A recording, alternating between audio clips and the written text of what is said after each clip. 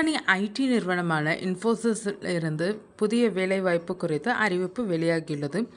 மொத்தம் 4 பிரிவுகளுக்கு ஆட்கள் தேர்வு செய்யப்பட உள்ளனர். இந்த பணிக்கு 2024-25 ஆண்டுகளில் கல்லூரி படிப்பை முடித்து அனுபவம் இல்லாதவர்களும் விண்ணப்பம் செய்யலாம்.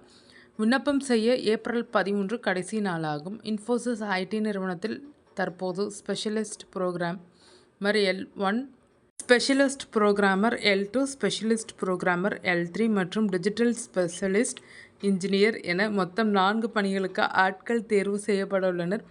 இது ஃப்ரெஷர்ஸ்க்கான வேலை வாய்ப்பாகும். இதனால் பணி அனுபவம் என்பது கிடையாது. இந்த பணிகளுக்கு என்னென்ன தகுதிகள் வேண்டும் என்பதை பற்றி இந்த வீடியோவில் பார்க்கலாம்.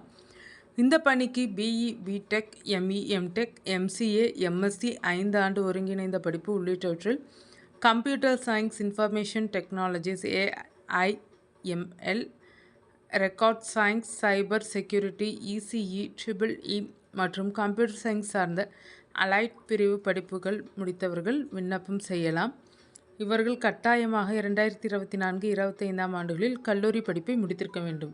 இதில் ஸ்பெஷலிஸ்ட் புரோகிராமர் L3 பணிக்கு ஆண்டுக்கு ரூபாய் 21 லட்சம் வரையும், ஸ்பெஷலிஸ்ட் புரோகிராமர் L2 பணிக்கு ரூபாய் 16 லட்சம் வரையும், ஸ்பெஷலிஸ்ட் புரோகிராமர் L1 பணிக்கு ரூபாய் 10 லட்சம் வரையும் சம்பளம் வழங்கப்படும். டிஜிட்டல் ஸ்பெஷலிஸ்ட் இன்ஜினியர் பணிக்கு ஆண்டுக்கு ரூபாய் 6.26 லட்சம் சம்பளத்துடன் ஜாயினிங் போனஸாக ரூபாய் 75,000 வழங்கப்படும். தகுதி மற்றும் விருப்பம் உள்ளவர்கள் உடனடியாக விண்ணப்பம் செய்யலாம். விண்ணப்பம் செய்ய ஏப்ரல் 13ஆம் தேதி கடைசி நாளாகும்.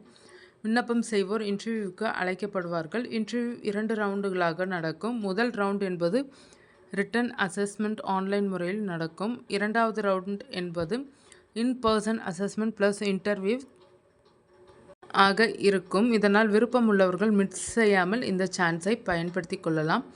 அதே வேளையில் விண்ணப்பம் செய்வோருக்கு 2 முக்கிய கண்டிஷன்கள் உள்ளனர். அதன்படி விண்ணப்பம் செய்வோர் கடைசி 6 மாதத்தில் இன்ஃபோசிஸில் எந்த இன்டர்வியூவிலும் பணியாற்றி இருக்கக்கூடாது என்பது முதல் கண்டிஷன் ஆகும். அதேபோல் தற்போது இன்ஃபோசிஸ் நிறுவனத்தில் பணியாற்றி வருவோர் இந்த இன்டர்வியூவில் பங்கேற்க வேண்டாம் என்பது 2வது கண்டிஷன் என வேலைவாய்ப்பு குறித்த அதிகாரப்பூர்வ அறிவிப்பில் தெரிவிக்கப்பட்டுள்ளது.